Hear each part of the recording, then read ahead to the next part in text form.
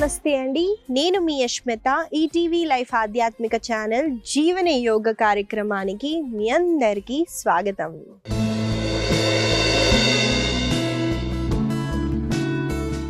ఎలా ఉన్నారండి మీరంతా? నేనైతే చాలా బాగున్నాను. మీరందరూ కూడా బాగుంటారండి, ఎందుకంటే మీరు జీవన యోగాని అలవాటు చేసుకున్నారు కాబట్టి. ఇవాళ మనం మన సాధన చేసే ముందండి ఒక చిన్న విషయం అండి. ఏం లేదండి, కొంతమందిని మనం చూసి అసూయ పడవచ్చు, ఈర్ష్య కూడా పడొచ్చండి. మనము మనుషులమే కదా, కాబట్టి ఇలాంటి ఫీలింగ్స్ సులువుగా మనకి వస్తాయి. చూడండి, నేను ఒక్కటి మాత్రం చెప్పాలనుకుంటున్నాను. ఎవరైనా ఏదైనా మనం చేయలేని పనులు చేస్తే మనము ఈర్ష్య పడతాము, మనకన్నా బాగుంటే ఈర్ష్య పడతాము. అంటే ఇక్కడ మీరు ఆలోచించే విధానాన్ని నేను మార్చాలనుకుంటున్నానండి. ఏం లేదండి, వాళ్ళు ఆ పనిని చేసినప్పుడు మనం ఎందుకు చేయలేమండి? ఇదే మనకి సృష్టి నేర్పిస్తుంది. ఇక్కడ ఏం లేదండి, అన్ని పాసిబిలిటీస్ ఉన్నాయి, మనం కూడా ఆ పనిని సులువుగా చేయొచ్చని. కాబట్టి అలాంటి వాళ్ళని మీరు చూసినప్పుడు బ్లెస్ చేయండి, అలాగే యూనివర్స్కి థ్యాంక్ఫుల్గా ఉండండి. ఎందుకంటే మనం ఏం చేయొచ్చు అన్నది యూనివర్స్ మనకి చూపించినందుకు. ఇలాంటి పాజిటివ్ థాట్తో ఇవాళ మన సాధనాన్ని అయితే స్టార్ట్ చేసిద్దాం. ముందుగా ప్రాణాయామతో. ఇవాళ మనము బర్డ్ ప్రాణాయామతో స్టార్ట్ చేద్దాం. బర్డ్ ప్రాణాయామ చేయటానికి ముందుగా వజ్రాసనాలో కూర్చోవాలండి. కాబట్టి కాళ్ళని అలా స్ట్రెచ్ చేస్తూ ఫోల్డ్ చేసి కాళ్ళని చూడండి, నా కంప్లీట్ బాడీని ఒక కాళ్ళ పైన తీసుకెళ్ళి ఇంకొక కాళ్ళని ఫోల్డ్ చేస్తున్నాను. ఇలా మనము వజ్రాసనాలో కూర్చుంటాము. కూర్చున్న తర్వాత శ్వాసని తీసుకుంటూ చేతుల్ని పైకి రేస్ చేయండి. శ్వాసని వదిలేటప్పుడు హ్యాండ్స్ డౌన్. మళ్ళీ శ్వాసని తీసుకుంటే హ్యాండ్స్ అప్, శ్వాసని వదిలేటప్పుడు డౌన్. చూసారు కదండి, చాలా సులువుగా ఉంటుంది, కానీ చాలా ఎఫెక్టివ్గా ఉంటుంది. చూడండి, హ్యాండ్స్ పొజిషన్ కూడా నేను చెప్తానండి. ఇలా పెట్టినప్పుడు మనము బ్రీతింగ్ కంప్లీట్గా చేయగలుగుతాము. ఒక చిన్న టెస్ట్ అండి, చేయండి నాతో పాటు. హ్యాండ్స్ని ఇలా పెట్టండి. ఇప్పుడు శ్వాసని తీసుకుంటూ ఎంతవరకు తీసుకుంటున్నారో అబ్జర్వ్ చేయండి.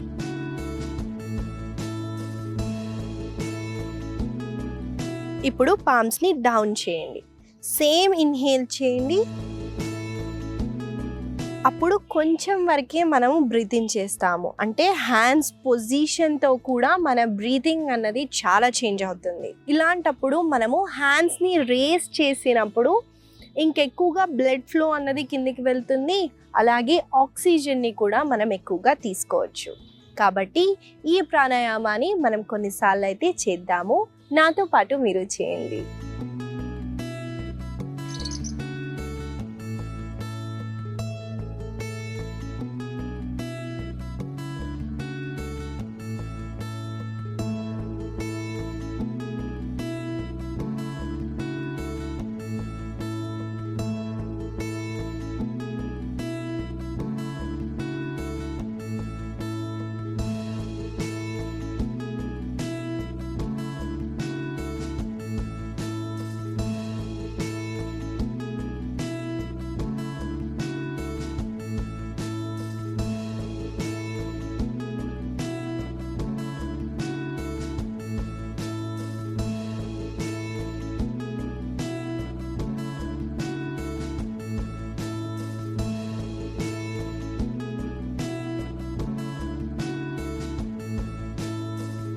చేతులు నొప్పి పుట్టొచ్చండి, కానీ పర్లేదు, కంటిన్యూ చేయండి.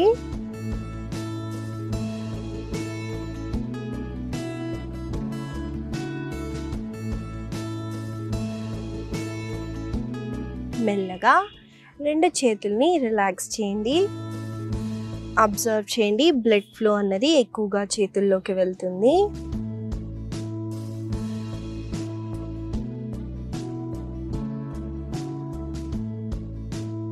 మీకు ఎప్పుడు కంఫర్టబుల్గా ఉంటే అప్పుడు రెండు చేతుల్ని దగ్గరికి పెడుతూ ముందుగా చేతుల్ని చూస్తూ కళ్ళని తెరవండి. మెల్లగా వజ్రాసనం నుండి సుఖాసనాల్లోకి కూర్చోండి.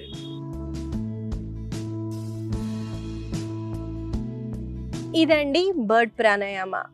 ముందుగా అయితే మనము వజ్రాసనాలో కూర్చోవటమే కష్టమైపోతుందండి. ఎందుకంటే అలా కూర్చోవటం మనకి అలవాటు ఉండదు కాబట్టి ఖాళీ సమయాల్లో టీవీ చూస్తున్నా ఏం చేస్తున్నా కూడా అలా కొన్నిసార్లు కాళ్ళని ఫోల్డ్ చేసి వజ్రాసనాలు, వీరాసనాలు, గోముఖాసనాలు ఇలా మనము కూర్చోవటం వల్ల కాళ్ళల్లో ఫ్లెక్సిబిలిటీ అన్నది చాలా పెరుగుతుంది. కాబట్టి దీన్ని అలవాటు చేసుకోండి. రెండోది వచ్చేసి హ్యాండ్స్ ఫ్రోజన్ షోల్డర్స్ ఉన్న వాళ్ళైతే చేతులని పైకెత్తటం, కిందికి దించటం అన్నది కష్టంగా ఉంటుంది. ఇంకొంతమందికి పెయిన్ అనిపిస్తుంది, గివప్ చేస్తారు. కానీ మనము కొన్ని క్షణాలు చూడండి, ఎంతైతే అంత ఇంకొంచెం ఎక్స్టెండ్ చేస్తేనే కదండి మన కెపాసిటీ ఏంటో తెలుస్తుంది. కాబట్టి మీరు ఇంకా కౌంట్స్ని పెంచుకుంటూ ప్రాణాయామాన్ని చేయటానికి ట్రై చేయండి.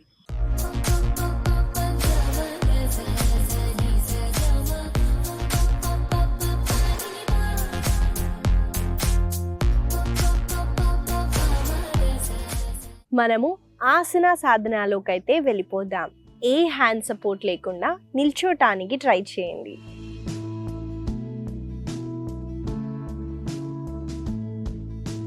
ఇవాళ మనం మన ఆసన సాధనాలో మొదటిగా చేయబోయే ఆసన పేరు పాదహస్తాసన. ఈ ఆసనాలో ఒక చిన్న వేరియేషన్ అయితే చూపిస్తాను. వేరియేషన్ చేయలేకపోతే ఆసనాన్ని హోల్డ్ చేయడానికి ట్రై చేయండి. చూసేద్దామండి ఆసన ముందుగా ఎలా చేయాలో. తాడాసనాలో నిల్చోవాలండి. ముందుగా 2 కాళ్ళని జోడిస్తూ, మోకాళ్ళని జోడిస్తూ మనము ఒకసారి డీప్గా ఇన్హేల్ చేద్దాము. కంప్లీట్గా ఎక్స్హేల్ చేస్తూ శ్వాసని తీసుకుంటూ 2 చేతుల్ని పైకెత్తండి. శ్వాసని వదిలేటప్పుడు చూడండి, లోవర్ బ్యాక్ నుంచి మనము ముందు వైపున చూస్తూ బెండ్ ఫార్వర్డ్ అవుదాం. అయిన తర్వాత 2 చేతులని కాళ్ళ మధ్యలోకి పెట్టండి. మీ ఛాతీని మీ తొడలకి ఆనేటట్టు చూసుకోండి. ఈ పొజిషన్కి వచ్చిన తర్వాత శ్వాసని తీసుకుంటూ కుడి కాళ్ళని ఎంతైతే అంత పైకి లిఫ్ట్ చేయండి.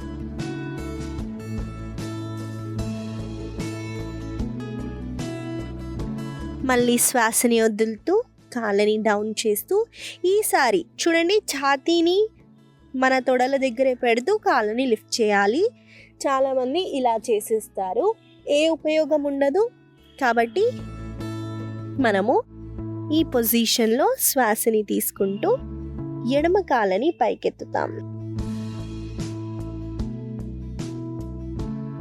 మెల్లగా శ్వాసని వదులుతూ రిలాక్స్. శ్వాసని తీసుకుంటూ 2 చేతుల్ని పైకి రేస్ చేసి శ్వాసని వదిలేటప్పుడు చేతులని రిలాక్స్ చేయండి. చూశారు కదండి ఆసన ఎలా చేయాలో చూపించాను. మీకు కంఫర్టబుల్గా ఉంటేనే కాళ్ళని పైకెత్తండి, లేదా ఆసనాలో మీరు హోల్డ్ చేయొచ్చు.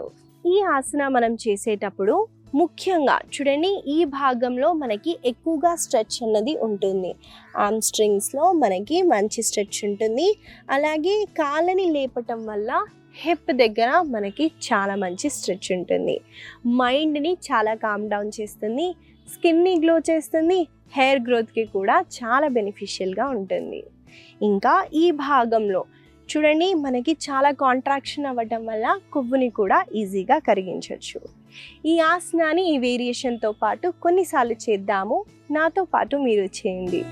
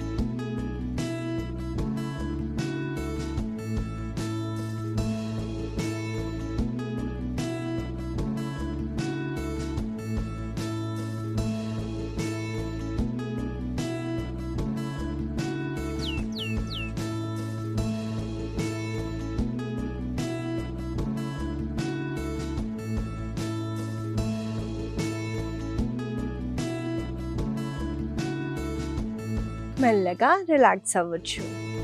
ఇదండి పాదహస్తాసనాలో ఒక చిన్న వేరియేషన్. ఈ ఆసనాన్ని కూడా మీరు ప్రతిరోజు ప్రాక్టీస్ చేయడానికి ట్రై చేయండి. తర్వాత చేయబోయే ఆసన పేరు ఉత్థాన శిశు ఆసన. ఈ ఆసన ఎలా చేయాలో చూపిస్తానండి. ముందుగా చూడండి, ఈ ఆసన చేయటానికి వజ్రాసనాలో కూర్చోవాలి. నేను అటువైపు వెళ్ళి చూపిస్తానండి. చూడండి, ముందుగా వజ్రాసనాలో కూర్చుంటాం. కూర్చున్న తర్వాత 2 చేతుల్ని కింద పెడుతూ ఒక హ్యాండ్ డిస్టెన్స్ తీసుకోండి. ఇక్కడ మీ మోకాలు హిప్ డిస్టెన్స్లో ఉండాలి. అలాగే మీ భుజం, మీ చెయ్యి ఒకటే లైన్లో ఉండేటట్టు చూసుకోండి. ఇక్కడ మనము శ్వాసని తీసుకుంటూ శ్వాసని వదిలేటప్పుడు ఇక్కడే మీ ఛాతీని కింద డ్రాప్ చేయడానికి ట్రై చేయండి.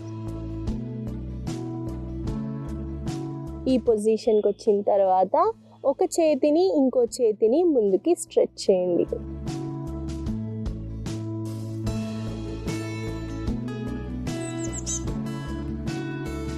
మీరు చూసుకున్నట్టయితే నా మోకాలు హిప్ ఒకటే లైన్లో ఉంటుంది. అలాగే ఈ ఛాతీ భాగాన్ని ఎంతైతే అంత కింద డ్రాప్ చేయండి.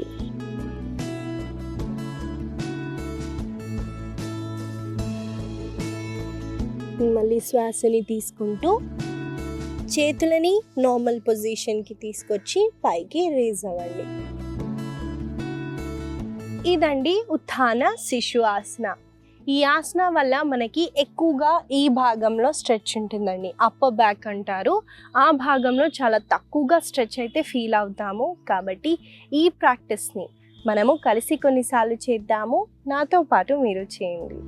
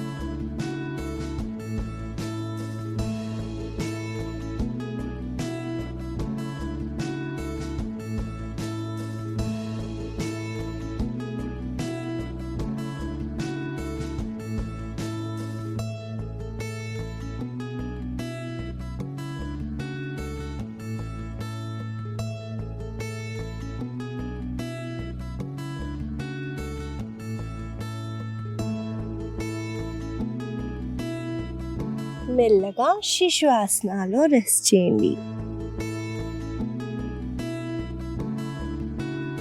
మెల్లగా శ్వాసను తీసుకుంటూ పైకి రేజ్ అవుతూ రిలాక్స్ అవ్వండి.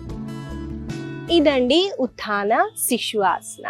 ఈ ఆసన వల్ల కలిగే లాభాలని మీకు చెప్పాను కాబట్టి ప్రతిరోజు దీన్ని ప్రాక్టీస్ చేయండి. మోకాల నొప్పులుంటే మాత్రం మ్యాట్ని మీరు ఇలా డబుల్ ఫోల్డ్ చేసైనా మీరు చేయొచ్చు, లేదా ఒక క్లాత్ని పెట్టుకొని చేయండి. దానివల్ల మోకాలు అన్నవి డ్యామేజ్ అవ్వవు. అర్ధ బేకాసన. ఈ ఆసన ఎలా చేయాలో చూపిస్తాను. ఈ ఆసన చేయటానికి ముందుగా మన పొట్ట వైపున పడుకోవాలి. కాబట్టి ఆ పొజిషన్కి వచ్చేయండి.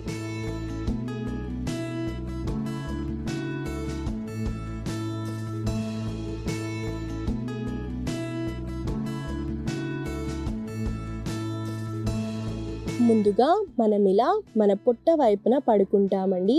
చూడండి, నేను శ్వాసని తీసుకుంటూ కుడి మోకాల నుంచి నేను కాళ్ళని ఫోల్డ్ చేశాను. కుడి కాళ్ళని కుడి చేతితో హోల్డ్ చేయండి. అలాగే చూడండి, నేను బయట వైపు నుంచి పుష్ చేస్తున్నాను, లోపల నుంచి పుష్ చేయట్లేదు. దాన్ని గుర్తుపెట్టుకోండి. అలాగే కాళ్ళని నేను ఇలా పట్టుకోలేదండి, ఇలా హోల్డ్ చేశాను. నా చేతు అన్నది పైకి పాయింట్ చేస్తుంది. శ్వాసని తీసుకుంటూ మీరు ఇంకొక చెయ్యి ఉంది కదండి, దాని సపోర్ట్ తీసుకుంటూ మీ ఛాతీ భాగాన్ని పైకెత్తుతూ కాళ్ళని కిందికి పుష్ చేయడానికి ట్రై చేయండి.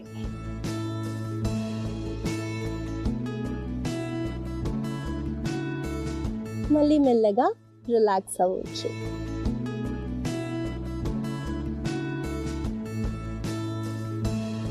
చూసారు కదండి, అర్ధభేగాసన ఎలా చేయాలో చూపించాను. ఈ ఆసన చేసేటప్పుడు మనకి ముఖ్యంగా ఈ భాగంలో, తొడలో ఈ భాగంలో ఎక్కువగా స్ట్రెచ్ ఉంటుంది. అలాగే యాంకిల్ ఫ్లెక్సిబిలిటీ పెరుగుతుంది. ఈ కాళ్ళల్లో ఇక్కడ మనకి ఎక్కువగా స్ట్రెచ్ అన్నది ఉంటుంది. అలాగే మనము మన నాభి వరకు ఎత్తుతున్నాం కాబట్టి మన అబ్డామినల్ దగ్గర ఎక్కువగా కాంట్రాక్షన్ అన్నది జరుగుతుంది. బ్యాక్ మీద ప్రెషర్ పడుతుంది. కాబట్టి బ్యాక్ ఇంజ్యూరీ ఉంటే అవాయిడ్ చేయండి, లేదా ఈ ఆసనాన్ని ప్రతి ఒక్కరూ ప్రాక్టీస్ చేయవచ్చు. అలాగే అబ్డామినల్ హెరీనియా ఉన్న, స్టమక్ హెరీనియా ఉన్న ప్రెగ్నెంట్ ఉమెన్స్ మాత్రం ఈ ఆసనాన్ని అవాయిడ్ చేయండి, లేదా ఈ ఆసనాన్ని ప్రతి ఒక్కరూ చేయవచ్చు. కలిసి ఈ ఆసనాన్ని మనం కొన్నిసార్లు అయితే చేద్దామండి. నాతో పాటు మీరు చేయండి. కాళ్ళని ఎంతైతే అంత పుష్ చేయటానికి ట్రై చేయండి. ఇలా మనం పుష్ చేయడం వల్ల ఎక్కువగా స్ట్రెచ్ అనేది అవుతుంది. నా షోల్డర్ని కూడా నేను ఎలా రొటేట్ చేస్తున్నానో చూడండి. ఇలా మనం రొటేట్ చేస్తూ కాళ్ళని కింద పుష్ చేస్తాం. కలిసి చేద్దామండి ఈ ఆసనాన్ని.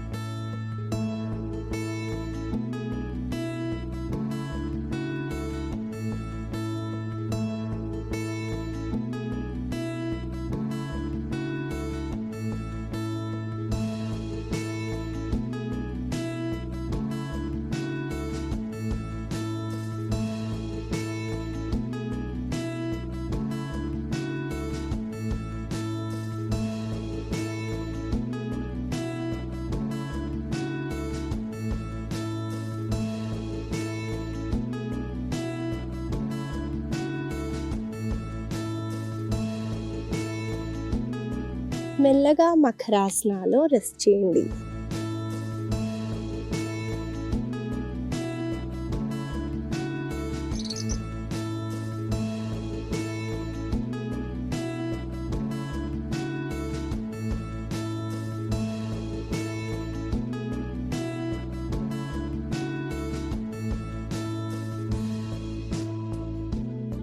మెల్లగా ఒక వైపున తిరుగుతూ సుఖాసనాలో కూర్చోండి.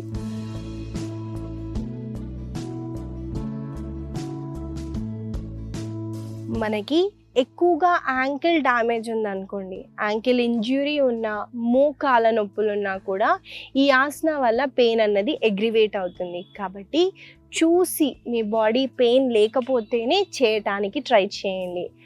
ఇంకా ఈ ఆసన వల్ల కలిగే లాభాలని మీకు చెప్పాను కాబట్టి దీన్ని మీరు ప్రతిరోజు ప్రాక్టీస్ చేయండి. ఇవండి ఇవాళ మన ఆసనాలు. మనము ముఖ్యంగా హిప్ ఓపెనింగ్ ఆసనాస్ని, బ్యాక్ స్ట్రెంథనింగ్ ఆసనాస్ని అయితే చేశాము. వీటిని గుర్తుపెట్టుకొని రోజు పొద్దున సాయంత్రం వేళల్లో తప్పకుండా ప్రాక్టీస్ చేయండి. ఇవాళ నేను మీకు ఇచ్చే చిన్న సలహా ఏంటంటే అండి, చాలామంది నైట్ టైంలో ఏం తినాలని నన్ను అడుగుతూ ఉంటారు. నైట్ టైంలో వీలైనంత వరకు పాలిష్డ్ రైస్ని మాత్రం అవాయిడ్ చేయండి. ఇంకా ఆయిలీ ఫుడ్స్ని ఎక్కువగా తీసుకోవటం అవాయిడ్ చేయండి. దీనివల్ల ఎక్కువగా బెనిఫిట్స్ అయితే మన డైజెషన్లో మనము చూడొచ్చు. ఈ చిన్న సలహా మీకు ఉపయోగపడుతుందని ఆశిస్తూ మళ్ళీ కలుద్దాం.